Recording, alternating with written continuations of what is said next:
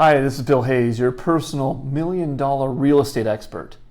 And today I'd like to talk to you a little bit about the residential purchase agreement.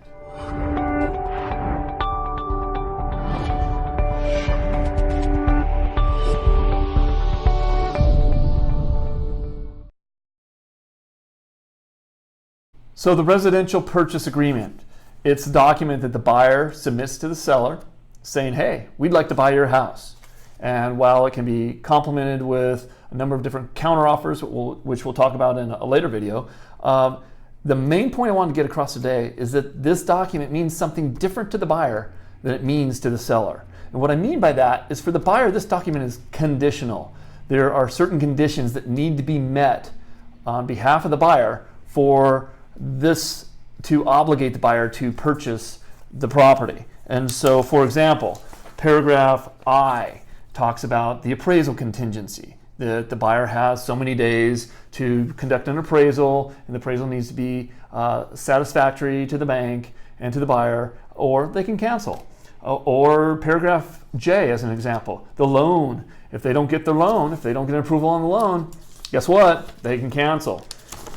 Paragraph 14, specifically 14B, talks about the home inspection and the different types of investigations that the buyer can do to satisfy themselves that what they're purchasing is what they thought they were purchasing. And if any of those inspections don't meet with their satisfaction, they can cancel. And when they cancel, they get their deposit back.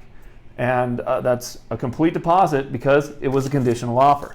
Let's shift over to the seller. The seller, this offer is a commitment. And what I mean by that is, when they sign on to this offer, they are committed to that buyer. If they got another offer after the fact that's worth more money, sorry, you're already committed to this contract. Now, there's a couple ways that this plays out for the seller. Either the buyer completely fulfills their obligations, purchases the property. Great, that's what the seller wanted. The other way is that things can go is if the buyer decides to cancel on their own. They don't like the property, they cancel. And then the last way that this can play out is that the buyer doesn't fulfill their obligations under the contract. There's timelines and things like that they need to meet. Let's say they don't meet those timelines. The seller then can go through a formal process which enables them to compel a cancellation on the part of the buyer. So those are the kind of the three ways that the seller can push towards this contract either coming to fruition or being canceled.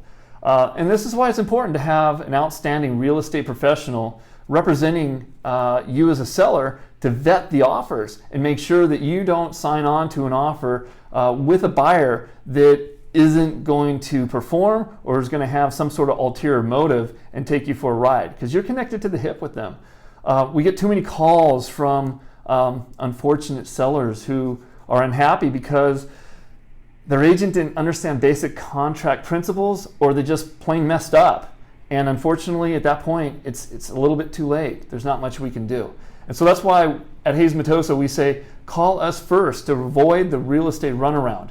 If you have any questions or want to know more about the residential purchase agreement, please call or text us, as we are happy to freely provide you with all the information, all the knowledge, all the experience that we have to help you better understand this, to help you be better informed and represented.